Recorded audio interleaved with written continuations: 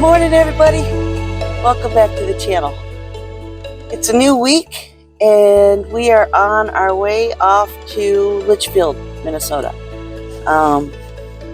I have a tattoo to do up there that should have been done last fall, but it was a huge day. I think I did 6, maybe 7 tattoos that day, and we just ran out of time and was unable to get this last tattoo done. So the weather has cleared, and it's going to be a good, safe, sunny-ish day today. Not that warm. It's starting out in the 20s, but we're supposed to get up into the 50s today. So we're going to go up to Litchfield and bang out this last design and see where we get. Right now we're heading towards that general area, but once I get to a Casey's station, I will be getting a coffee and something to eat for breakfast. It's early. It's like 7, 8. I gotta be moving towards them at 9, and because it's a 2-hour drive. So that's what's happening right now. Is I'm just getting rolling and telling my people that I'm on the road, and so that everybody knows what's what. And yeah, so I'll get something to eat. We'll get down the road here a little bit, and I've got kind of a story, something to tell you that I want to journal and get into my journal. So it'll be a good thing to do while I'm driving. And anyway, I'll let you see what's going on. Here we go.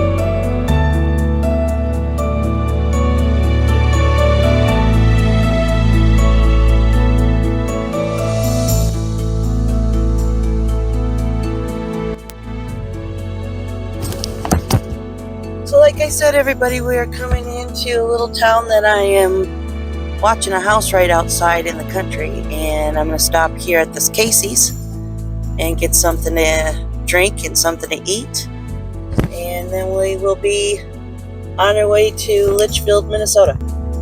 So let's go in here for a minute.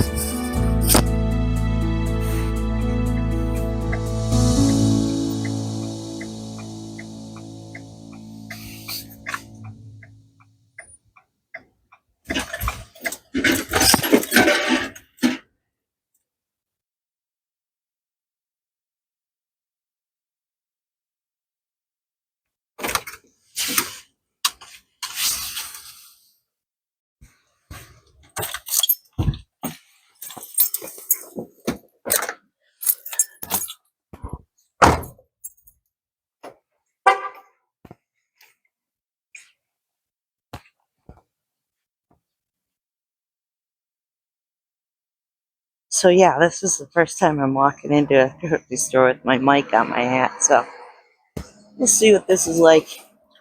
Good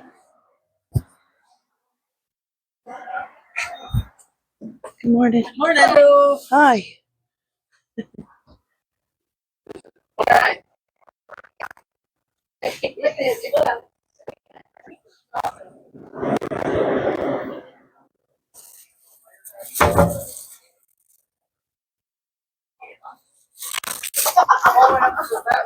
Was like, my dog just ate like this. It's gonna be all right. The guy looked at it and said, "Don't light my fire."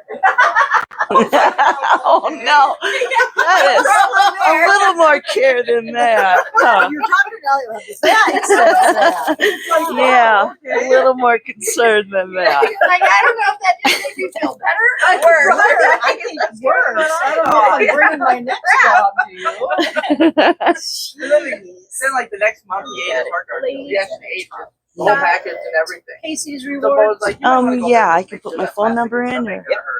Just hit And the the tab tap was here, like, that's really Okay. cool. and then Too bad you you'll, couldn't get- and do then you that every need, month. Take you your need phone the out. area code also. Okay. You want a bag? No, that's fine. Sausage biscuit. Alright, I'll see you later. See you later. See ya. I better see if I can figure out how to get to that car. You can be driving off soon.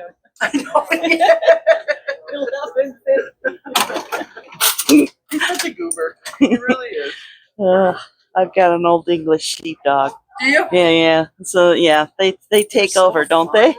And I come home yesterday after work, and Ty, my son used to say, I just seen the craziest damn thing. And it's like, what? He said, you should have seen her. My dog, and we got her from the Humane Society, and she was straight. They found on Indian reservation. Wow. He said, you should have seen her digging up, putting a bone in there, and then she put it back on there and then patted it all down with her nose. Wow. He said it was the craziest damn thing I've Smart. ever seen. Have a good day, you guys. Hey, Roni, you too.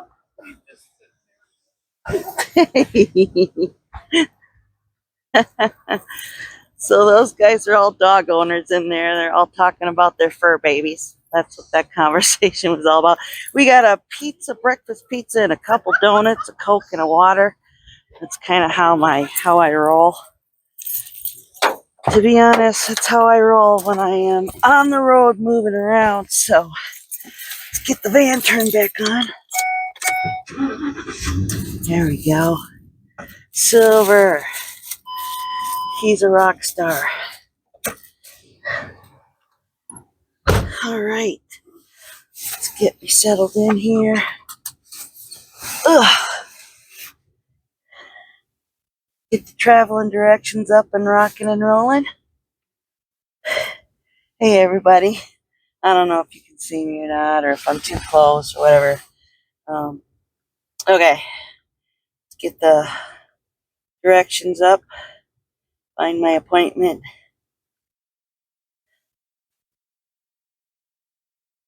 There it is.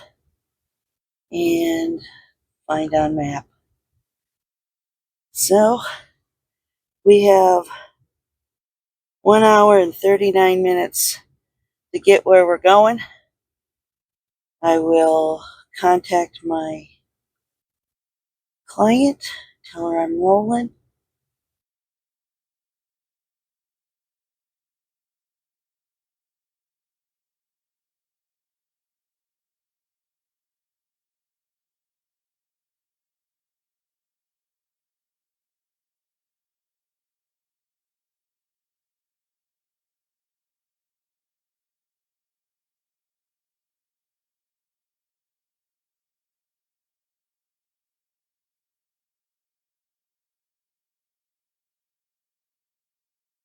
So I just said good morning, I'm rolling, and we'll see you about 2 hours. That's what I'm saying. All right, that's sent. Map is going. Let's get that up. Let's start it. Say okay to whatever. And just in case, I'm going to get my googly goggles out also.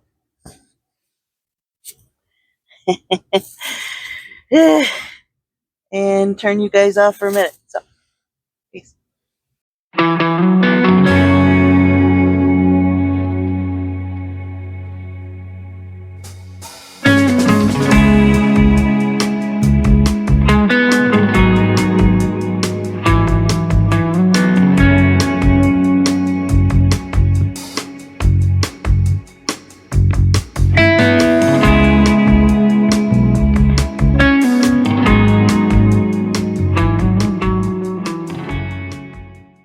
Wait, I have eaten my breakfast pizza slice, and we are rolling. And since we're going to Litchfield, I have a story that I'd like to share with y'all. And if nothing else, I'd like to journal it and put it up on my journal. So let me get the camera turned around here. Good morning, everybody. So yeah, Litchfield. First of all, what I should start with is to make sure that y'all understand, everybody that's watching my channel. First of all, it's my channel. And second of all, I am a screaming, tree-hugging, LGBTQ plus A. I signed up when that was G, so it used to mean all of us. That's a different topic. Anyway, Democrat. Screaming, liberal, tree-hugging, LGBTQ Democrat. All my life. I grew up in a family of 11 kids. I'm the youngest of those. And both of my parents were they took their responsibilities as being citizens of this nation.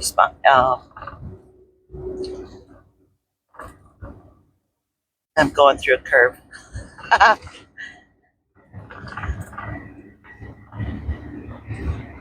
The responsibilities of being an American citizen was very much a part of my upbringing for a couple of reasons, just off the top of my head. My father was born in 1913. Anyway, he grew up through the Depression with a single mom after he was 15 years old. He was the oldest of his people, and he had 3 brothers, 2 sisters, besides himself. And when the World War II broke out, they all went to enlist. That's just what the guys were doing at the time. And my dad's brothers all got into different branches of the military. But because my dad had polio as an infant, as a young child, he couldn't qualify for any of the military. Long story short, he was pressed by being an American citizen to show up and go enlist in that war, and he wasn't able to. And my mom, going back to my dad for a minute, the brother that was next to him in age was one of the first paratroopers that dropped into the war. And he was immediately captured and taken into a POW camp, concentration camp, where he spent the rest of the war. My dad used to say very, very little things about Uncle Rod, and I don't think Uncle Rod talked about too much either. But one thing that my dad would consistently say when my Uncle Rod's storyline came up was, I didn't recognize my brother when he got home. The Petersen boys were very athletic. They were on some of the first state basketball teams. Dad was. And so they were very athletic people. We went in as a very athletic 145, and when he came home, he was 98 pounds and traumatized. My mom was 18 at the time that the war was happening, and she went up, like all women, a lot of the women of the day went up to city centers. So she ended up going up to the Twin Cities, Minneapolis, St. Paul area. Dad was born in Winona, Minnesota, but raised around Wabasha. And Mom was born and raised in Wabasha, Minnesota, over on the Mississippi River.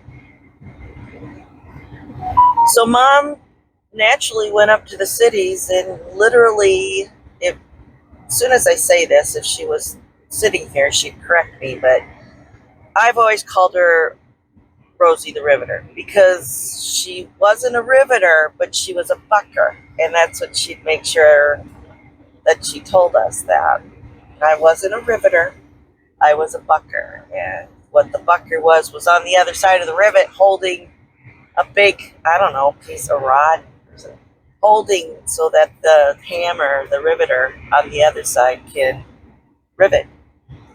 And what she was working on was cowlings of fighter planes at that time. She did eventually move over to a company named Honeywell, which I'm sure we all understand.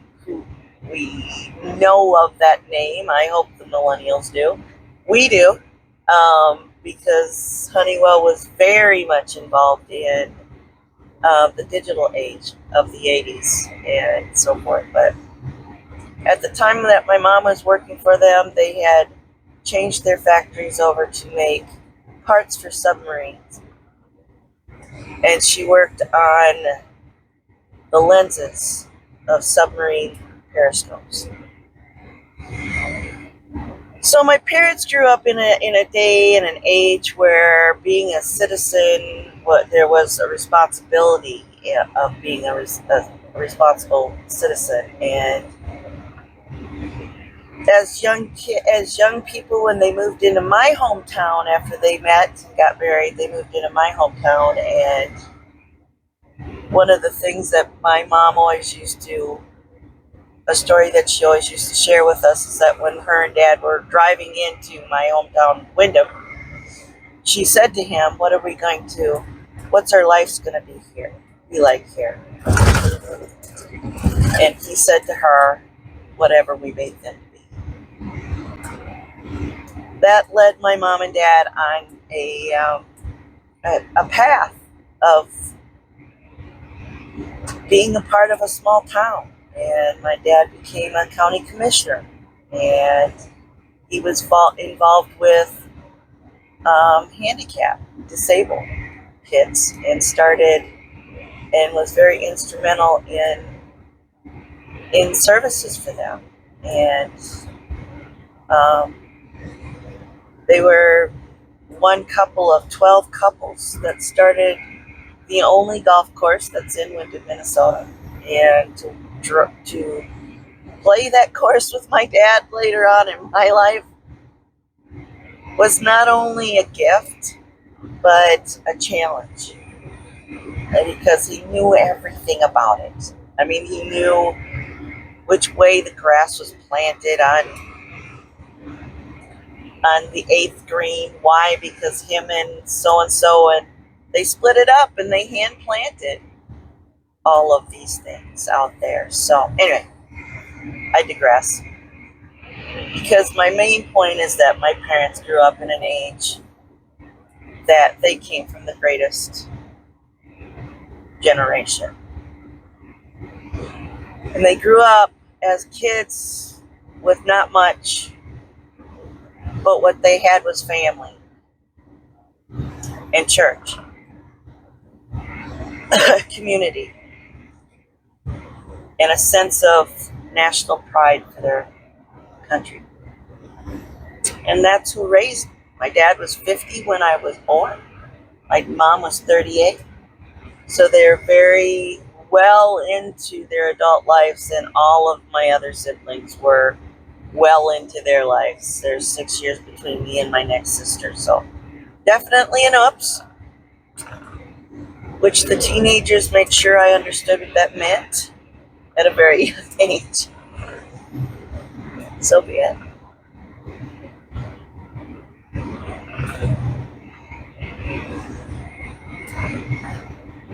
So my point is that I was raised in a family that was conscious of what was going on. I had sisters in the 60s and sisters that got out of high school in the 70s.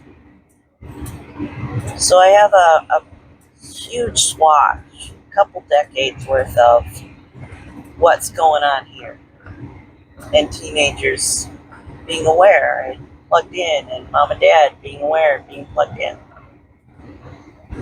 So it was natural for me to stay plugged in, and I have all my life. Here comes the Litchfield story. So about 4 years, this summer will be 4 years. The Abates program, which is the Minnesota Bikers Association that gets together, from what I understand, they deal with legislation. So they have a group that will go up to the Capitol and work on motorcycle safety and stuff like that. And they also have a convention every year that they talk about different things, motorcycle safety, and like they got CPR classes and stuff like that. They're really preparing their bikers for when they're on the road if something happens, that they're prepared. And what they've done, I believe, is they've got chapters all over the state of Minnesota that's under this umbrella called Abates. And I'll put that on the screen. What it's ABATES, Abates, Minnesota. And I'll put the acronym on the screen here, so, because I don't know it off the top of my head. Anyway, they reached out to me because they wanted an artist to come to their summer motorcycle rally. It's a huge rally. It's the biggest one in Minnesota. And for years, my clients had been saying to me, you gotta go. You gotta go to Sturgis. You should come over to Litchfield. You should go down to, there's one in Iowa too, and there's one in Wisconsin. You gotta do this. And I'm like, no, I'm an artist that knows how to tattoo. I am not a tattoo artist. And no, man, you need to. And I'm like, no, I've listened to enough of you guys' stories about what happens at these rallies that I really don't have much of a want to be in the middle of all that. So thanks anyway. And I'd put them off for 10 years, probably 12 years. Finally, a client of mine said, you have to come to Litchfield. Quit being a chicken. You're a good enough artist. You can do this. And I'm like, yeah, I don't know, man. I don't think so. The next time I heard from him, he said that his charter had already paid for the vendor fee, which is $150 for me, and set up a place for me to have a booth. And so there you go. And I'm like, well, now I don't have much of a choice, do I? That was 4 years ago. I went. And I am an artist who knows how to tattoo on, and I'm not a tattoo artist. So the climate, the area, the space, the party, the whole 9 yards is kind of outside of my comfort level. I'm not judgy. I just don't do it. I've been there, done that. You know, I was a DJ at a women's bar out in Colorado for a little over a year. So I've been there, I've done that. I've played that hard, and I'm not looking to play that hard anymore, ever. Long story short, zip up. I have met a lot of people. I have a lot of clients, and they're all over the state of Minnesota, Wisconsin, Iowa because of it. And that's cool.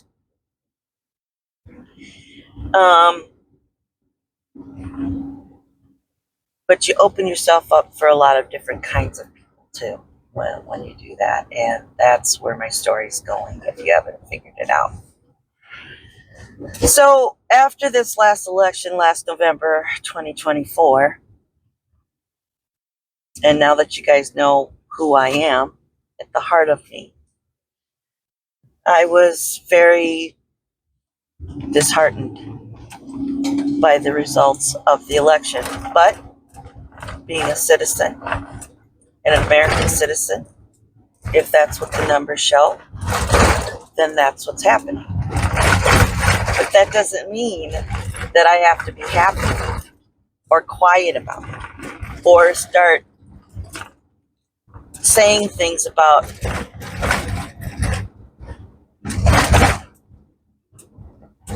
this new administration and how dangerous they are for people like me in the LGBTQ, and on and on and on, because it's a slippery slope. If you have not read Project 2025, you should, because he has hired 5 of the 6 founding people of this concept of 2025 and what America should be. Anyway, I'm not going to get into it, because I did in January on my personal Facebook, and I posted a few times over on God Inc. Facebook, and thought the better of it. That is my business Facebook. It doesn't have anything to do with my personal beliefs. It has everything to do with just what I do as for a living. So I took them down over there. But a few of my Litchfield people have become friends of mine over on my friend's Facebook page. And before I know it, one of the other vendors, and we'll just put it this way, because I don't want Bates to feel any backlash to this at all, but the vendor with the microphone for the weekend, who's very embedded in this rally and has been there for longer years than I knew it was existing, reached out to me and said, "Oh yeah, if you feel that way," and I'm paraphrasing, you can go to my Facebook and find the conversation if you'd like. "Oh yeah, if you feel that way and you're such a screaming liberal and you hate the maggots so much," I'd never called them maggots, and they gave me a title of MAGA. So yes, I said, "Hey MAGA, how about this one?" When he took a Sharpie and wrote off the T out of LGBTQ and made them non-people. Or if they are still people, they're mentally and health-wise, something's wrong with them. Yeah, I'm going to have something to say about that, especially on my personal Facebook. And he comes back to me and he says, "Oh yeah, if you feel that way, maybe I should let my MAGA friends know at the Litchfield rally about who you really are."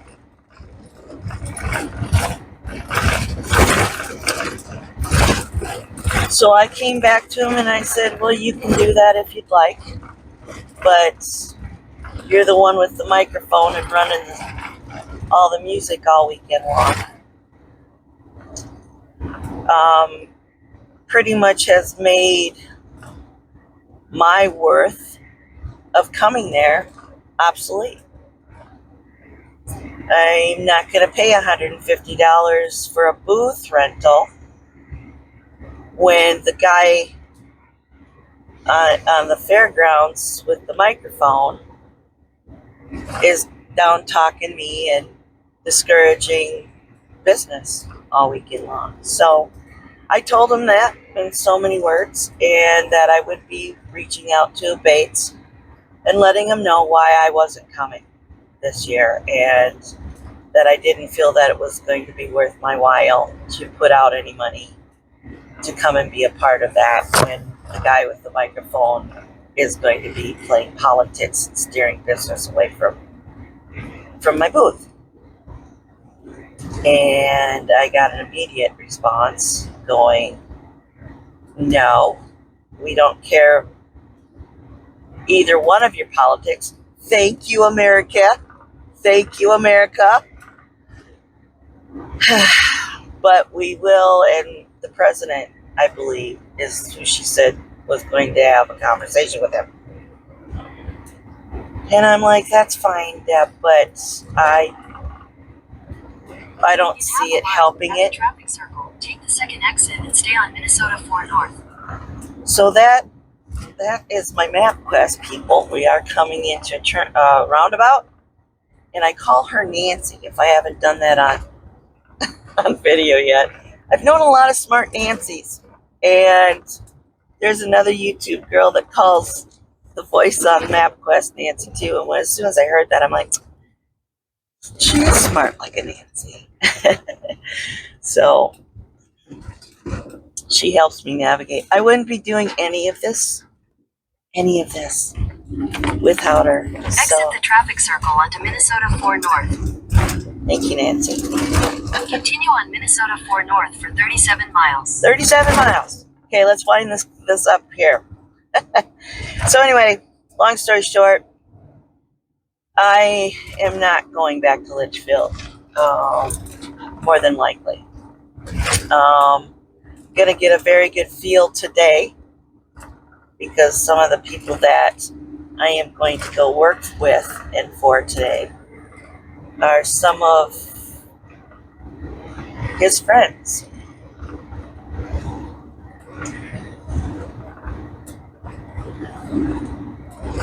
To be honest with you, I have a commitment that I am coming into to fulfill, and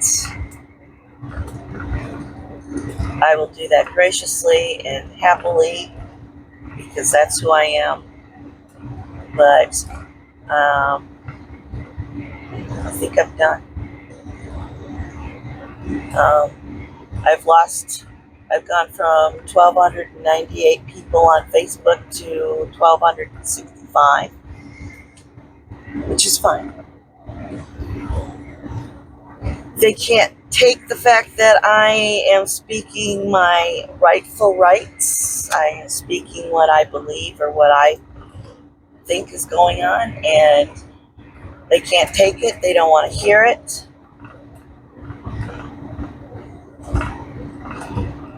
They'll feel it. They'll feel it. Anyway, kind of a long story, but there's some background there that I think you need to know that defines who I am as a person. And from 1975 to 1982, I was alone at home because I'm an oops with my parents who were older and established.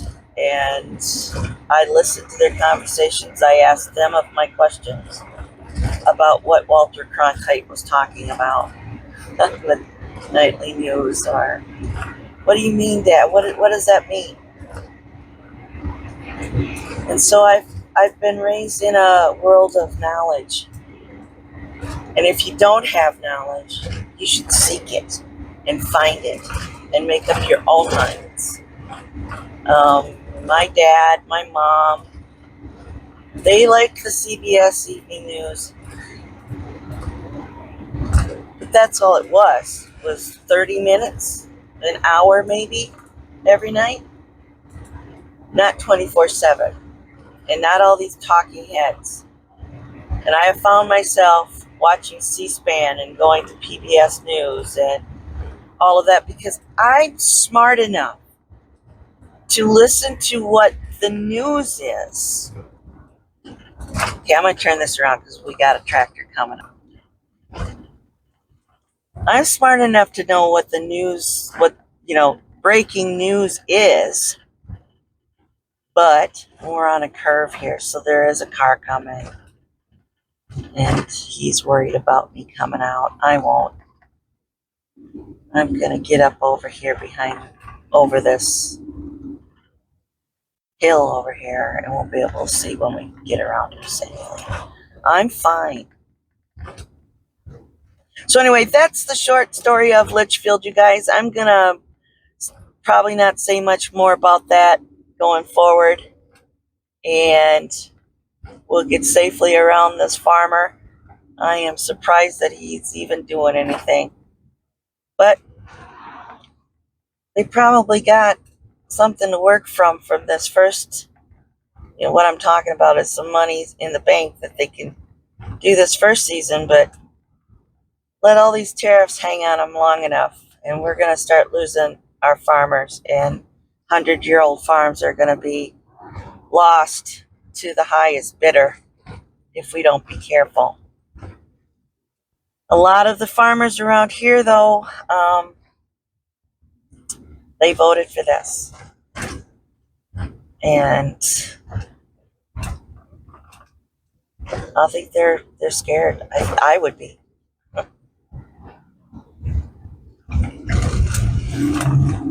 So we're gonna go around. I know it's not legal to right here, but we're gonna get around it. Hidden intersection ahead. It's really pretty through here. I believe this is the Minnesota River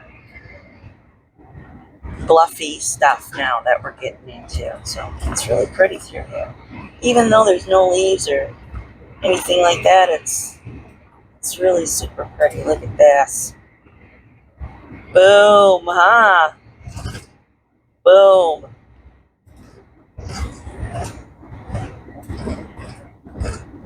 And this bridge, this will tell us what river it is. This sign coming up here.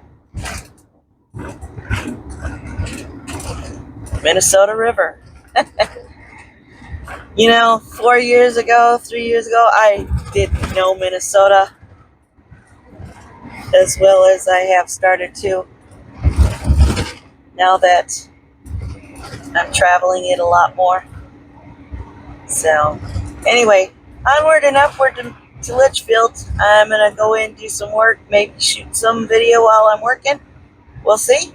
And we'll see what the climate's like. But for now, it's time to maybe have a donut. Keep my eyes on the road. I have been all along, but you know what I'm saying. Here's historic Fort Ripley State Park entrance coming up. All right, we'll talk to you later.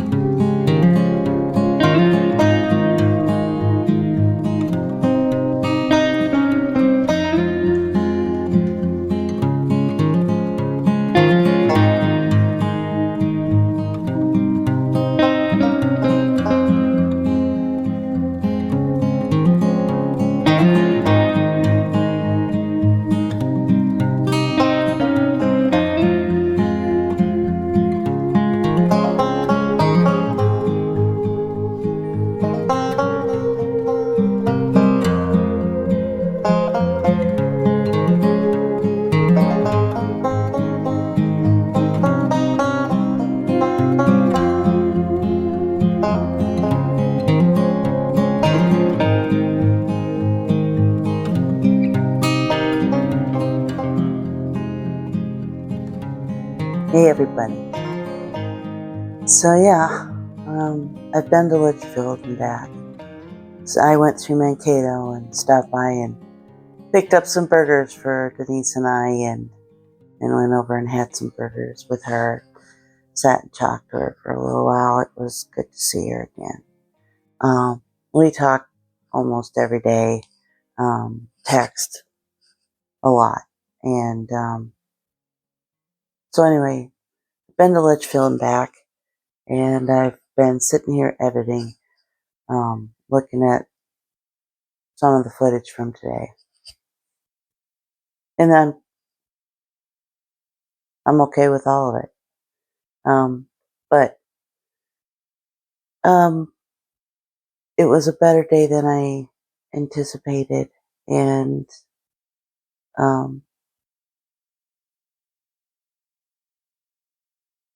shouldn't judge a person just because of who they hang out with. Guess I'm still learning that one. At 61 going on 62. Anyway, it was good to see my client again. And it was good to hang out with her again. And, you know, talk with these people, because that's what happens. You get 2-3 hours of great conversation if you're lucky. And then you don't see him for a while, and you might not ever see him again. But anyway, she was encouraging me to not let that get in my way of making a living and doing what I am given the talents to do. So anyway, I just kind of want to wrap this up and just make it a journal entry. I am going to put it up. And just let it be what it is. A little bit of road today. It was a good day, and it was a good conversation. I'm still about 60-40, 60 being I'm not going to Litchfield because of the climate in which we live in and because of the person I am.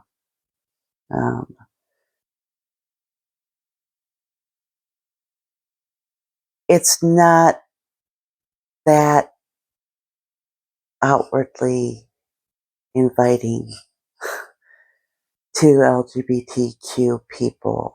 They're there. But for the most part, it's the other vendors are all of the, mega paraphernalia booths. And there's other vendors, there's crafters, there's good woodsmen there, crafters. Anyway, all I'm saying is, for the most part, my rainbow flags hanging off my trailer or off my van is not something that I've ever been that comfortable with rolling into that. And I've had my fair share of eye rollings and judgment. So I don't know. And if I felt that, like, on just a normal year, what would it be like if there was any animosity being talked about every day in the karaoke? And because they're people, and people like to be loyal to people that they agree with, that they're hanging out with. And we all know that from peer pressure alone. We can all relate to it sometime when we went along with something that maybe we might not have gone along with every time or all the way like that had it been not. I'm just saying that when people get on their own and they're not so ganged up and ready to, it's easier.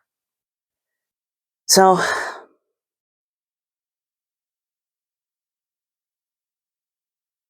told you a lot about my mom and dad, told you a lot about who I am as a person, and I just want to say it again, that if you don't agree with me, that's fine. That's your right in every shape and form, in every way.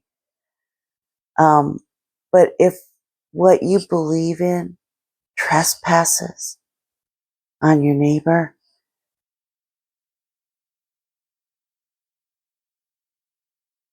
that's when I really start having a problem with it, because that's not who we are as Americans. It's not who we're supposed to be. And the whole theory is that we are working on a more perfect union. And it's not perfect. And if there's things about the government that you don't like, then stand up and say so. But don't sit back and put on your colors and come that way, because that's not how we work. If you can't sit down and have a decent conversation at over a table without threatening fiscal or physical or classism, I'm better than you, or trespassing with your religion, it's not American. It's not who we're supposed to be. And I don't know where you got it from, but it could not have come from your history classes. You could not have been paying attention to basic humanity and what we consistently and circulatively do to each other, because we are faithless for the most part. We don't understand that there's this whole other side, this whole other, who are you? There is a spirit. There is. And I'm somebody that watches Ghost Adventures and reads my Bible every day. And I believe that he will use any and all messages and all messengers to contact and have a relationship with you. And that's what we're lacking, is the understanding of who we are fully. And when you're not addressing the spiritual side of yourself and you're just staying in the flesh, then that's what you are. There's more to you. There's more to you. I believe that. That's what I believe. So anyway, that's what I'm saying. Is I've been up to Litchfield. It's 2:42 a.m. in the morning. I got home and ate and crashed. and I just kind of woke up and was out here thinking, well, I'll get some editing done and look at some of the shots that I took today. And yeah, sorry about the eye rub. That probably was horrible. Oh, shoot. You can't keep talking and doing what you normally just do when you're sitting all by yourself. Sorry. Anyway, I'll get better at all this, you guys. Hang in there. We are in for a ride. I am not kidding. This is only beginning. This next chapter, I hope you come along. I hope you like my videos. I hope you give me a thumbs up. Do some navigating. If you're watching on your TV, get to that menu and go to the thumbs up and click on it. It'll help the channel. It'll help YouTube know that people are watching me.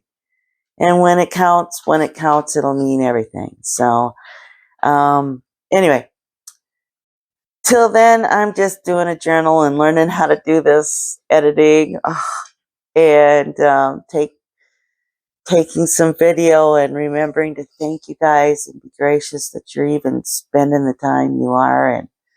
And we learn something new every day. If we keep our hearts open, our mind open, we walk into something with a good, positive attitude and to do the best, to be the best that we can be. I think that's what we owe each other as neighbors. So that's what happened. And we both were blessed by hanging out together today, I think. I know so. So anyway, peace, you guys. Thanks for watching. We'll see you next time. I might be putting this up and still do the Sunday thing. And there might be times when I got things like this that are just journal entries and I'm putting them up. So something's in my contacts, so I gotta go. Talk to you later. Bye.